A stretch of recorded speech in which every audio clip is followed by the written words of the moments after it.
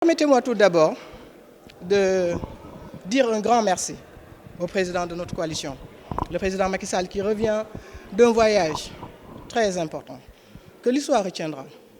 Et nous sommes fiers d'avoir un jeune président qui incarne le leadership africain.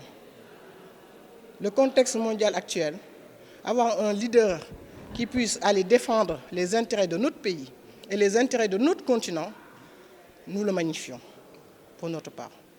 Pour revenir à votre question, la rencontre d'aujourd'hui, c'était pour appeler à l'unité et à la remobilisation de nos militants et de nos responsables. À l'unité et à la remobilisation. Et je vais profiter de cette occasion d'ailleurs pour vraiment appeler les responsables de l'opposition à plus de maturité et de fair play. D'arrêter d'envoyer nos jeunes frères et nos jeunes sœurs sur le terrain de la violence. Et nous leur demandons aussi de ne pas être des républicains de circonstance, qui applaudissent lorsque nos institutions donnent des décisions qui leur sont favorables et qui leur jettent l'eau propre dès que les décisions leur sont défavorables. Donc nous les appelons à plus de maturité. Nous les appelons à être fair play, nous les appelons à être républicains. Je vous remercie. Quelle sera votre position demain? Notre position a toujours été la même. C'est-à-dire, nous, encore une fois, je le dis et je le répète, la violence, personne n'a le monopole de la violence. Mais nous, personnellement, nous ne voulons pas nous engager sur ce chemin.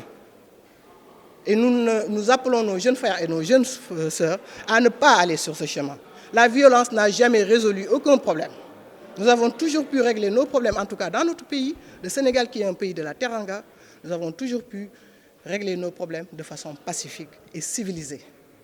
Donc nous appelons encore une fois les responsables de l'opposition à plus de maturité et d'être beaucoup plus fair play. Qu'est-ce que vous dites à la jeunesse? Nous disons à la jeunesse que l'avenir de ce pays est entre les mains de la jeunesse. Donc nous ne devons pas nous laisser emporter sur justement ce chemin de la violence. Leur dire justement que l'avenir de ce pays, c'est nous. Et ce n'est pas dans la violence que nous allons prendre en charge notre pays.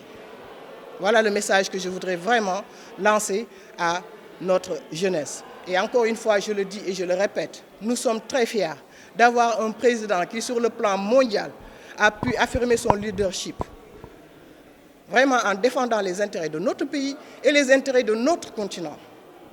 Et ça ne l'empêche pas sur le plan national, il vient d'effectuer la pose de la première pierre de la tour RTS. Donc l'émergence continue. Après le TER, après le stade Abdoulaye Wade, après Air Sénégal, après le pont de Foundiougne, je peux être là à lister et à lister encore.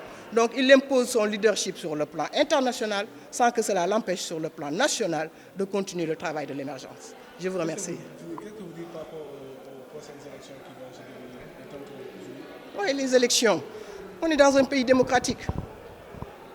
On est dans un pays démocratique. Les élections vont se tenir. Mais pourquoi pas? Parce que l'opposition a interdit. Oui, mais vous savez, le pouvoir a sa position, l'opposition a sa position, chacun a sa position. Mais nous sommes dans un pays de droit. Et le dernier mot appartient au Conseil constitutionnel qui a validé.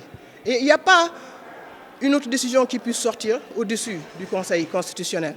Donc, il faut être fair play. Maintenant, les élections, c'est devant nous.